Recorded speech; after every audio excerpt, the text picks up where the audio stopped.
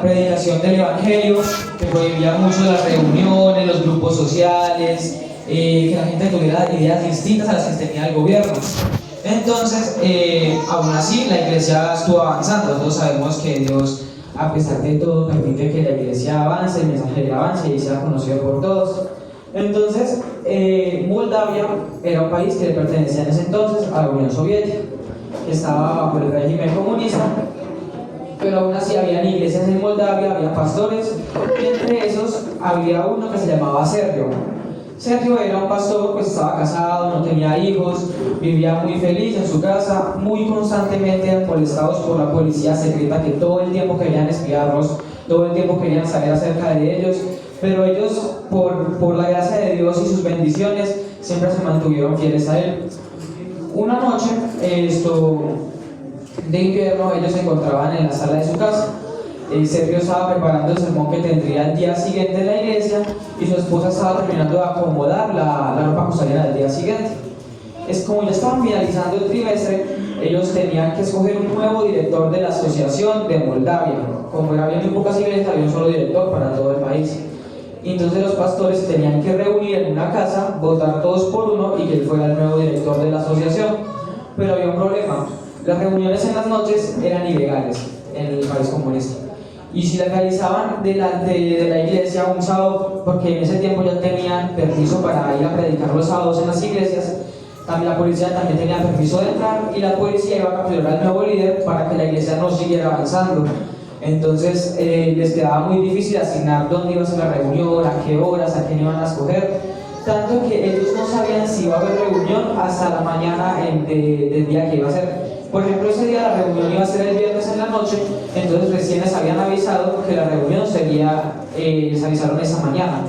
Cuando sus esposas iban al mercado iban supuestamente a comprar, pero en realidad se pasaban mensajes secretos diciendo: oiga, dígale a su marido, a su esposo, que hoy en la noche nos vemos en la casa del hermano fulano y vamos a votar todos por el nuevo presidente. Entonces, esa noche le correspondía a él ir a votar. Y ya él estaba acostumbrado como a salir a caminar de noche tarde, estando pendiente de que no hubieran oficiales secretos, policía, porque en este régimen vigilaban todo, vigilaban a dónde iban, qué decían, qué hasta si podían, qué pensaban.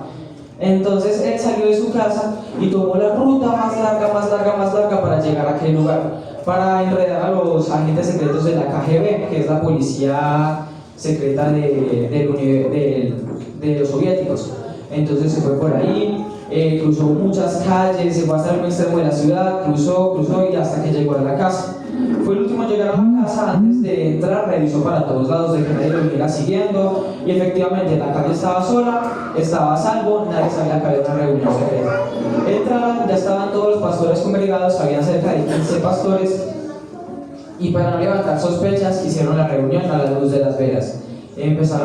Cantaron primero para comenzar, oraron, tuvieron una meditación y ya se sometió a prueba quién iba a ser el nuevo presidente de la asociación. Empezaron a hablar sobre varias propuestas, y la propuesta que más coincidía con el perfil que ellos buscaban era un pastor que había trabajado en el contrabando de Biblias.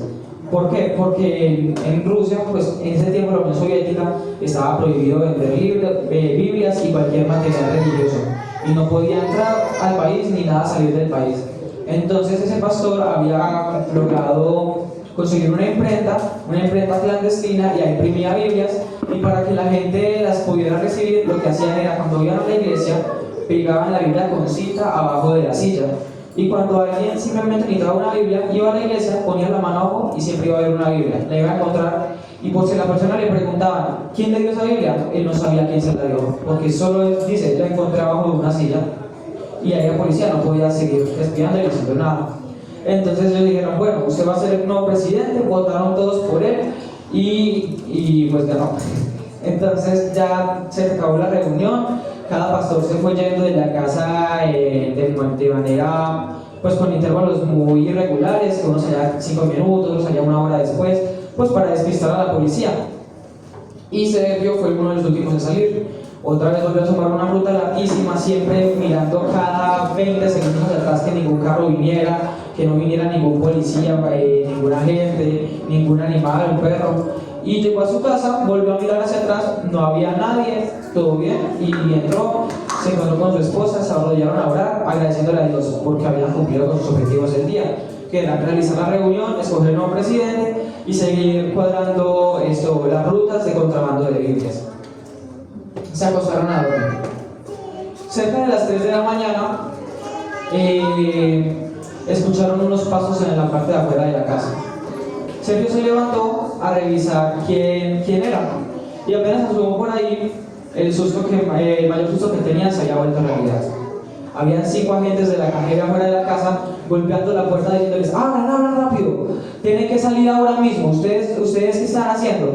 Entonces Sergio se preocupó mucho, como: no, pero espere, ¿qué está pasando? Yo no he hecho nada malo, yo estoy durmiendo con mi esposa y no hemos hecho nada. Entonces los agentes irrumpieron en la casa, rompieron la puerta, empezaron a explicarles todo y le dijeron: usted esta noche estuvo en una reunión ilegal e intentó ocultarla, eso es un delito, y aparte si no nos dice de qué fue, eso es obstrucción de la justicia y lo vamos a llevar con nosotros. Póngase un abrigo, despida a su esposa y probablemente nunca la vuelva a ver. Entonces él oró rápido con su esposa: Dios, por favor ayúdanos, no sé si voy a sobrevivir, ya me han capturado muchas veces, ya me tienen en la mira, entonces Dios, por favor ayúdanos, la verdad no sé qué hacer. La esposa estaba llorando, él estaba llorando, los planes que tenían con la iglesia y lo iban a interrogar, entonces él ya no sabía qué hacer, simplemente decidió confiar en Dios, se puso su abrigo y fue con ellos a las oficinas de la KGB. Allí lo esperaban en un interrogatorio 3 policías y lo estuvieron interrogando cerca de 3 horas seguidas sin parar. Le escupían en la cara, lo golpeaban, lo maltrataban, le ponían lámparas en la cara. Intentaron todos los métodos de interrogación. ¿Quién es el nuevo presidente? ¿Quién está haciendo el contrabando de Biblias? ¿Dónde va a ser la próxima reunión? ¿Qué cuadraron hoy en la reunión? Y él a todo respondía con la misma frase: yo no puedo revelar nada porque los miembros de mi iglesia confían en mí y debo seguir el ejemplo que Dios me dio. Llegó un momento en el que los oficiales perdieron la paciencia y llamaron a un soldado. El soldado lo cogió, lo sacó afuera de la parte en pleno invierno, lo sacó afuera sin camisa, sin ropa, y lo amarró a un poste y cogió una manguera de goma y lo empezó a dar latigazos, duro, todo como por media hora. Pero qué algo curioso, que él veía como el soldado usaba todas sus fuerzas para golpearlo, escuchaba el silbido de la manguera yendo a toda velocidad contra su espalda, pero él no sentía dolor. Él antes se sentía cada vez más enérgico, sentía que Dios cada vez lo apoyaba más. Una vez terminado eso, lo llevaron a una celda y se acostó a dormir cerca de las 4 de la mañana. Más tarde llegó un policía, tocó la puerta, revisó su reloj y ya eran las 3 de la tarde del sábado. No había comido nada desde el día anterior y entonces el policía le trajo una rebanada de pan y un poco de agua. Él se lo comió, pidió una hoja para hacer una carta a su mujer, se la envió y empezó a pensar: ¿por qué Dios permitió que me suceda esto?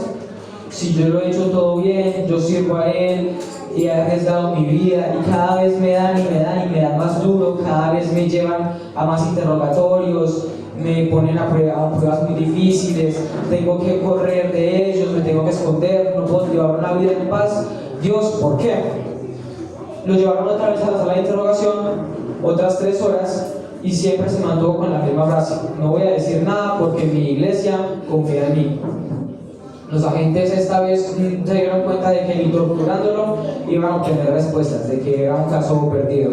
Entonces decidieron darle la sentencia más fuerte para los cristianos, que era ir a una cárcel que queda en la tundra rusa, que es la zona más fría de todo el continente asiático. Allí lo iban a dejar, ¿hasta cuándo? Hasta que muriera, una cadena perpetua. Y no se podía despedir de su esposa ni sus hermanos, simplemente le dijeron: descansa esta noche, mañana pasa el tren, y ya, usted verá cómo sobrevive allá saben cómo tratar con la gente como usted. Y sí, hermanos, todos vivimos en un conflicto espiritual. Este conflicto se originó en el cielo cuando un ángel creyó que podía ser más que Dios, que lo podemos ver en el libro de Isaías 14, versículo 12 al 14. ¿Qué dice? Isaías 14, versículo del 12 al 14, dice: ¿Cómo caíste del cielo, lucero hijo de la mañana? derribado fuiste a tierra, tú que debilitabas a las naciones, tú que decías en tu corazón, subiré al cielo, en lo alto junto a las estrellas de Dios levantaré mi trono, y en el monte del testimonio me sentaré, en los extremos del norte. Este ángel creyó que podía ser más que Dios, y fue el que originó el pecado. Compartió esa isla con muchos otros ángeles, cayeron en la tentación de él, y allí nació él, pues, su nueva identidad, Satanás. Fue y sigue siendo el mayor enemigo de Dios, y Satanás siempre ha buscado hacernos caer. El centro de este conflicto ha sido durante todos estos años, desde que Adán y Eva pecaron aquí en la tierra, y toda la creación nos está observando, o todos los ángeles nos están observando de cómo actuaremos hasta en este gran conflicto. El pecado humano como resultado trajo la distorsión de la imagen de Dios en la humanidad, trajo también la degradación de su creación, y sobre todo que nosotros pudiéramos morir por el pecado. Pero Dios siempre nos ha prometido de que nunca estaremos solos. Desde que Noé construyó el arca, Dios lo acompañó durante todos esos 40 días que fue el diluvio. Dios también acompañó a Abraham en el camino a Canaán, acompañó a José en Egipto cuando estuvo lejos de su familia, lo estuvo bendiciendo, lo ayudó a superar todas sus pruebas. A Moisés lo ayudó a dirigir el pueblo, a llegar otra vez a Canaán. A los jueces los ayudó a volver a retomar el territorio que les pertenecía, porque Dios los había prometido. A los reyes también los ayudó, aunque muchas veces muchos se equivocaron, Dios aún así los estuvo acompañando. Y cuando llegó un momento en el que todos creían que ya hasta aquí llegó la ayuda de Dios, que fue cuando Dios permitió que llegara a Babilonia y los llevara cautivos a todos, Dios en Babilonia levantó profetas que permitieran al pueblo seguir ayudándolos a retomar los caminos de Dios. Los permitió incluso volver a su tierra, reconstruir las murallas de Jerusalén. Nos ha estado bendiciendo por todo ese tiempo y nos dio el mayor regalo que nos podía dar, a Jesús, la vida de Él. Él vino a darnos el mayor ejemplo de vida. Nos enseñó cómo enseñarle a los demás acerca de Él, nos enseñó el verdadero carácter del Padre, y nos enseñó de unas maneras muy diversas las parábolas y los misterios que en ese entonces eran muy difíciles de entender. Nos explicó el carácter de Dios, que se había perdido la imagen verdadera del carácter de Él por mucho tiempo. Nos hizo demasiados milagros, y sobre todo vino a morir por nosotros para que seamos salvos. Por fe, Jesús era el único que nos podía salvar, y nos salvó, porque no era un ser creado, era un ser perfecto, y sobre todo era el Hijo de Dios. Él fue el sacrificio perfecto, y gracias a Él todos hoy somos salvos por fe, lo cual podemos leer en Romanos 8, 3 al 4, que nos dice: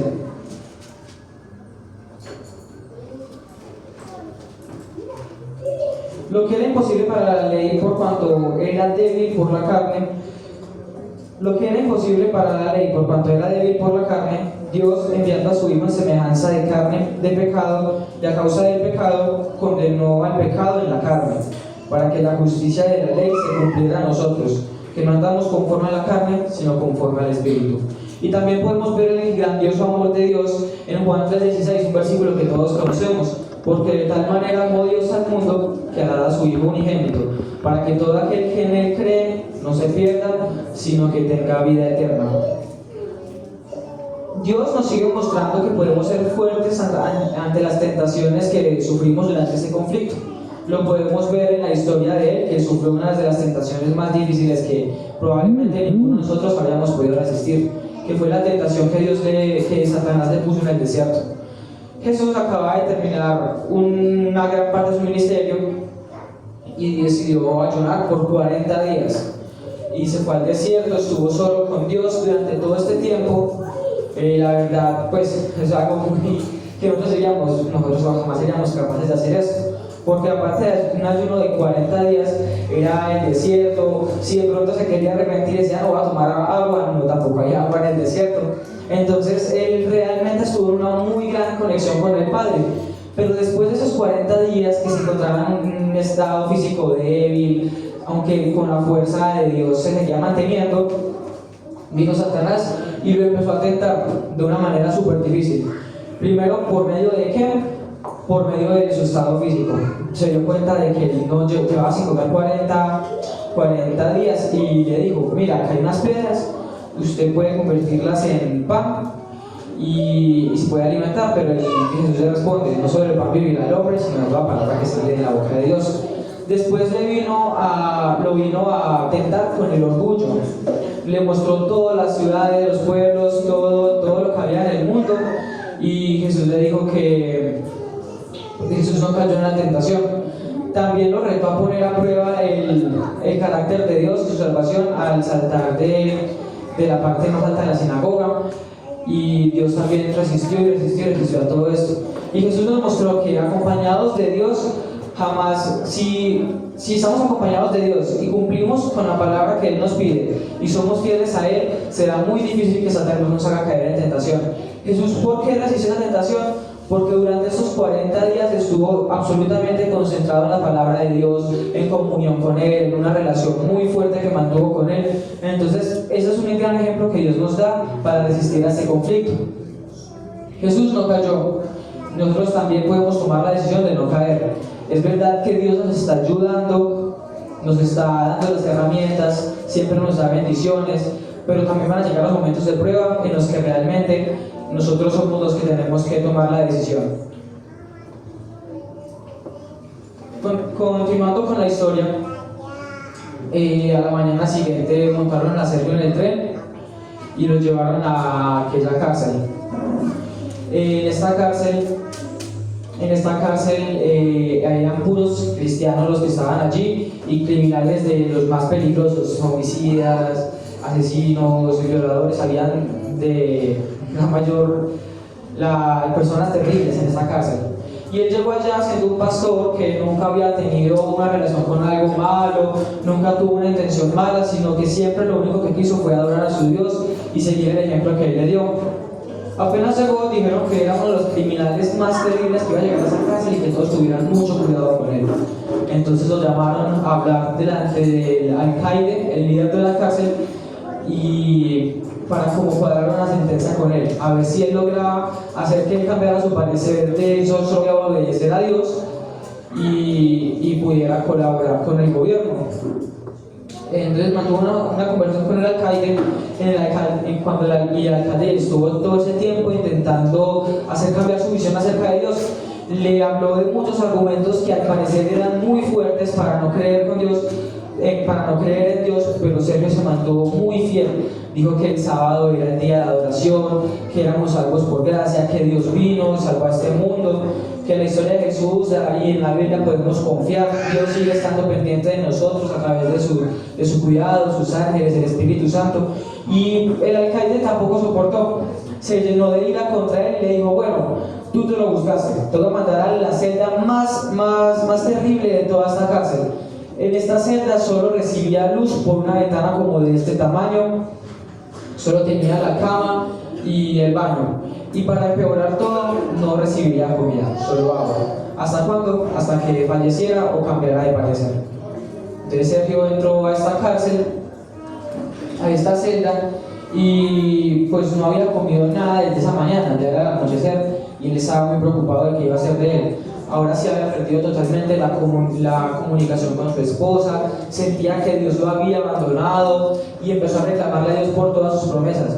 Tú dijiste, Dios, que nos ibas a proteger a nosotros los fieles, yo he estado trabajando por ti desde niño, he estado dirigiendo iglesias, he puesto mi vida en peligro y permites que llegue a la cárcel, que me permite sufrir, que ni siquiera me van a dar comida. Por lo menos si pudiera hablar con mi esposa, que debe estar muy preocupada, sufriendo, yo que era su mano derecha para ayudarla en todo, en la iglesia, con nuestros planes de familia, con nuestros negocios. Dios, ¿por qué permites que suceda esto? Pasó orando casi toda la noche y aparte como estaba en el invierno no pudo conciliar muy bien el sueño.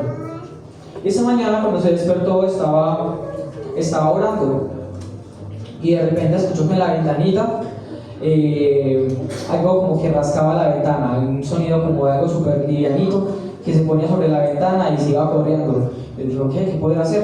Pero la ventana estaba muy alta para poder observar por ahí quién era. Entonces intentó poner la mano y sintió algo como blandito. Cuando la hubo, era una rodaja de pan. alguien le había venido a dejar una rodaja de pan y él dijo, uy Dios, muchas gracias, yo perdóname por haber dudado de tu poder, muchas gracias por permitirme disfrutar de este delicioso pan. Y cuando estaba a punto de comérselo pensó, ¿será que me lo como?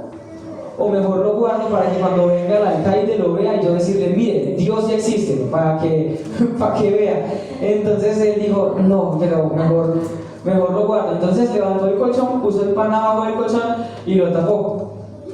Y todo ese día no podía parar de pensar en ese pan, que olía delicioso, que hace mucho tiempo que no comía ese pan, era el que su esposa le hacía en la casa, y se la pasaba levantando el colchón, miraba el pan, lo ponía en la mano y decía, ¿será que me lo como? ¿Será que espero? Y cada vez que venían los guardias a traerle agua, que era lo único que tenían permiso de traerle, él escondía rápido el pan y se tomaba solo el agua. Esa tarde, otra vez vuelve a escuchar el sonidito en la ventana. Vuelve a levantar la mano, vuelve a sentir otra vez algo blandito, lo bajó y era otra rodaja de pan, igualita a la anterior. Y él dijo, genial, puedo comerme una y guardar la otra para mostrársela a él. Pero volví a pensar, el alcaide quedará más impresionado cuando vea dos rodajas de pan y no de una sola. Y entonces volvió a guardar esa rodaja de pan debajo de la cama y se volvió a acostar a dormir. A la mañana siguiente, otra vez escuchó el sonidito arriba en la ventana y puso la mano otra vez y allí estaba el pan, otra vez, un pan negro luz. Entonces miró y dijo, bueno, me como uno y tengo dos. O guardo los tres y le muestro los tres. Y entonces decidió guardar los tres y mantenerse a punta de agua. Ya sentía que se desmayaba, que no podía más, pero él estaba en tanta comunión con Dios que prefería mostrarle a los demás, a los que le habían tratado mal, el verdadero carácter de Dios y su amor. Entonces ya tenía 3 rodajas de pan ahí. Y adivinen qué pasó esa tarde. Otra vez vino el sujeto extraño que no conocía porque no podía ver por ahí y le dejó otra rodaja de pan. Y él dijo, pero vean pues, ¿quién será que me está trayendo eso? Porque no creo que venga y aparezca un pan ahí de la nada. O sea, Dios sí está haciendo el milagro, pero ¿por medio de quién? Entonces se ponía a mirar por la pequeña rejita de la guardia, pues de la puerta, a ver si había algún oficial que lo miraba como con pesar, o si había uno que tenía como cara misericordiosa, pero él se pasaba pensando, no, ¿quién puede ser? ¿Será que es uno de los guardias de afuera? ¿O será que es incluso mi esposa? De pronto sabe dónde estoy, ven, me trae pan todos los días, no sé. Se acostó a dormir y a la mañana siguiente, otra vez, escuchó el sonidito arriba de la ventana y ya estaba a punto de desmayarse y dijo, no, voy a guardar este quinto pan, y lo puso ahí. En la tarde volvió a suceder exactamente lo mismo, él ya no se las podía creer, ya era como una rutina para él, a cierta hora ir, poner la mano encima de la ventana, encontrar el pan y guardarlo directamente bajo el colchón, porque sabía que si se ponía a mirarlo, se iba a terminar comiendo de hambre que tenía. A la mañana siguiente vino el alcaide a revisar que si estaba muerto, exacto, si había sobrevivido solo con agua, y lo encontró súper débil, y le dijo, bueno, ¿estás dispuesto a cambiar de opinión de acuerdo a tu Dios? Y entonces en ese momento él dijo, genial, tengo 6 panes debajo del colchón y le voy a demostrar a usted que aunque usted no me trajo comida y ninguno de sus guardias haya permitido traérmela, alguien estuvo trayéndome comida toda esta semana y no me la comí solo para demostrarle a usted que hay un Dios en el cielo. Levantó el colchón y ahí estaban los 6 panes y no se habían dañado, estaban en perfecto estado, olían rico y daban unas ganas de comérselos. Entonces, justo en ese momento, escucharon el sonido allí. Y entonces el alcaide pues ya no se las podía creer. Él decía, yo he estado pendiente yo mismo de que no venga ningún guardia a traerle comida. Y los guardias afuera también me han informado de que nadie se acercaba a esa ventanita. Entonces, ¿quién puede ser? El alcaide salió corriendo a la parte de afuera a ver quién estaba en la ventana. Y para su sorpresa, era su gato.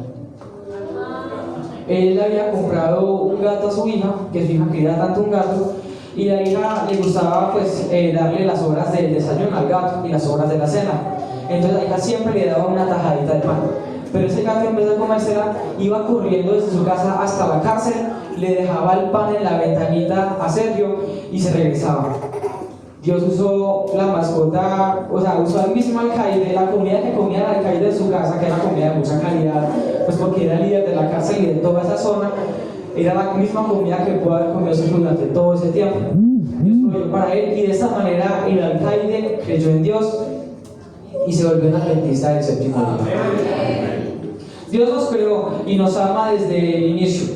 Desde que Él creó a Adán, pensó en nosotros, en cómo íbamos a hacer, qué tentaciones íbamos a sufrir, y nosotros ya tenemos la victoria asegurada con Él. Esta semana yo escuchaba el podcast de Verso y nos hacían comparar la perspectiva de Dios con la perspectiva del tentador, ¿no? Nos decía, Dios te dice, el camino va a ser difícil, vas a sufrir tentación, vas a ser perseguido, te van a odiar, todo el mundo te va a odiar porque tú me escogiste a mí, pero al final de todo tienes una corona asegurada, vas a vivir al lado mío por toda la eternidad. Entonces con Él tenemos la victoria asegurada. Puede que sigamos viviendo en el conflicto, vamos a seguir teniendo problemas, vamos a seguir teniendo pruebas, pero aún así Dios nos va a seguir protegiendo. Hoy podemos ser vencedores en Cristo, solo debemos aceptarlo, dejar el orgullo de lado y permitir que Él habite en nuestros corazones. Él que nos ha dicho que es el pan de la vida, la luz a nuestro camino, que nos ha dado todas las herramientas. El Espíritu Santo nos sigue acompañando y nos dice, deja tu orgullo de lado, permíteme entrar a tu corazón y vivir contigo. Nosotros solo tenemos que aceptarlo. Hay una historia pues muy cortica de que un día le preguntaron a una abuelita en este mundial, ¿no? Le preguntaron, tú en la final, ¿tú por quién vas a ganar el mundial? Y ella preguntó, ¿quién va ganando? Y entonces le dijeron, bueno, va ganando España. Y entonces ella dijo, bueno, entonces voy por España. Entonces me pareció muy gracioso, pero es que nosotros tenemos que tener una mentalidad parecida a la de la abuelita. Nosotros tenemos que apuntarle al ganador. Jesús murió por nosotros en la cruz, y si no aceptamos su sacrificio, estaríamos desperdiciando todo su amor y todo lo que ha hecho por Él. Todo el cielo trabaja en un plan alrededor de nosotros, los ángeles protectores, guardianes, y Dios, pues Él nos ama sin que nosotros merezcamos ese amor. Nos ama porque somos sus hijos y nosotros debemos corresponder a ese amor y debemos ser fiel ante Él. Aceptar que nosotros somos pecadores, pero que somos salvos por gracia, y que Él es quien nos cuida en todo momento, y que si decidimos creyendo en Él será el vencedor al final del tiempo por segunda vez y nos mostrará su salvación. Para finalizar, les quiero leer cómo termina el libro El Gran Conflicto de los Siglos, que tiene un mensaje muy especial para nosotros para finalizar. El gran conflicto ha terminado, ya no hay más pecado ni pecadores. Todo el universo está purificado. La misma pulsación de armonía y de gozo late en toda la creación. De aquel que todo lo creó manan vida, luz y contentamiento por toda la extensión del espacio infinito. Desde el átomo más imperceptible hasta el mundo más vasto, todas las cosas animadas e inanimadas, en su belleza sin mácula y en júbilo perfecto, declaran que Dios es amor. Entonces, hermanos, en esta tarde les quiero invitar a entrar al equipo ganador. Dios, a través de toda su Biblia, nos apunta a algo. Nosotros podemos ser salvos si confiamos en Él. Él nos ama, nos quiere ver siempre a su lado, quiere que aceptemos su palabra y siempre hará todo lo posible por vernos bien. Así como el padre del hijo pródigo, a pesar de que él había malgastado toda su herencia, había hecho muchas cosas indebidas, había tratado mal, lo recibió y lo esperó en casa con ropas nuevas, anillos, comida, hizo un banquete solo porque le había regresado. Un pecador, una persona que había tratado mal. Entonces Dios nos dice, ven, ingresa a nuestro equipo ganador, permite que yo pueda habitar dentro de ti y que tú puedas ser una luz que atraiga más personas a nuestro gran equipo, que al final de los tiempos nos reuniremos todos en la patria celestial. Entonces los quiero invitar a orar para terminar, para que Dios nos ayude en todas esas pruebas que seguiremos teniendo en la tierra, y que nosotros podamos cada vez buscarlo más, mantener una relación más íntima con Él, para que Él pueda ser nuestra ayuda durante todo este tiempo que nos sigue. Nos invito a arrodillarse para orar.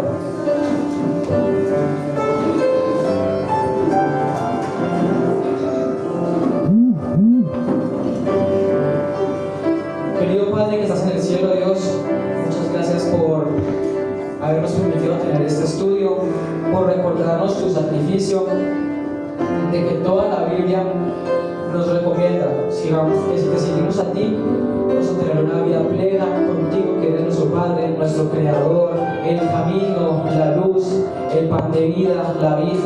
Y Dios, que no solo dependemos de ti, ayúdanos por favor cuando estemos en tentación a mantenernos de tu lado, y que nosotros podamos tener una relación tan íntima contigo que cuando busquemos a otros para compartir el mensaje, por simplemente una palabra, ellos ya puedan saber que nosotros somos hijos tuyos. Ayúdanos por favor, Dios, a seguir siendo fieles, que cada vez podamos ayudar a traer más gente hacia ti, que más personas puedan ser salvas. Y Dios, te queremos agradecer mucho, pero mucho por tu sacrificio, porque aunque no lo merecemos, Dios, somos salvos por ti, por tu gracia. Y te queremos pedir para finalizar que por favor sigas bendiciendo esta semana de oración. Hoy estudiamos la creencia número 8 del gran conflicto. Sabemos que tú eres ganador, que contigo tenemos la victoria y que solo tenemos que permitir que tú entres en nuestras vidas. Sigue bendiciendo el resto de predicadores esta semana y que esta semana pueda ser una semana de éxito para nosotros.